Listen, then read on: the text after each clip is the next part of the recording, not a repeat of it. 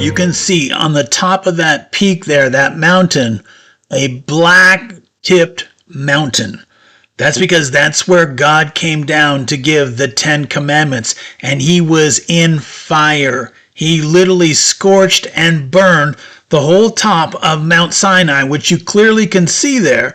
And you can see the delineation between the regular rock, which is below, and above, you'll see nothing but black rock.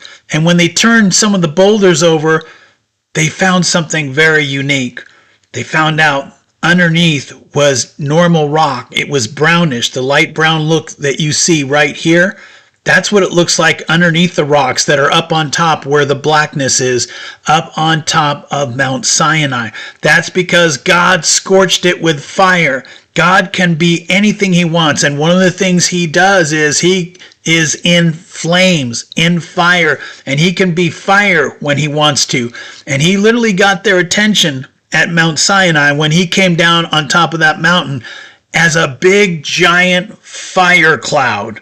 And it was on fire, and God literally spoke and gave all of the Israelites as well as the Gentiles that were there the 10 commandments so that they could follow those. Now here we are on top of Mount Sinai, and you clearly can see these black scorched rocks where God came down from heaven and literally scorched it with fire on top of Mount Sinai. And over to the left there, you can see the part that was not touched by the fire.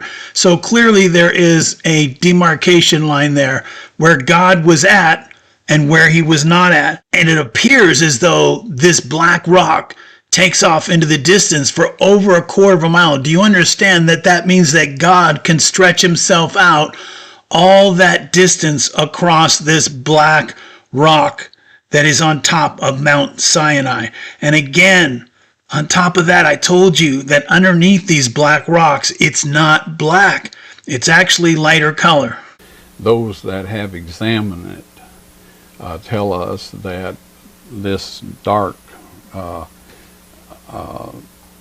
material only extends down for a short distance, and that below that is this grayish material that's typical of the rest of the area around there. So it's just right on the very top, right, where this blackened, as if it were just burned and singed right there. Right.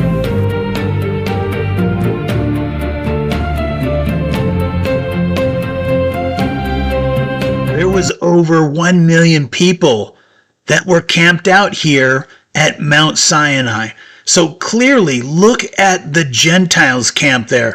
It's not that much smaller than the Israelites camp. What does that mean? It means that probably the Israelites were about 2/3 of the people, and about 1/3 of them were Gentiles.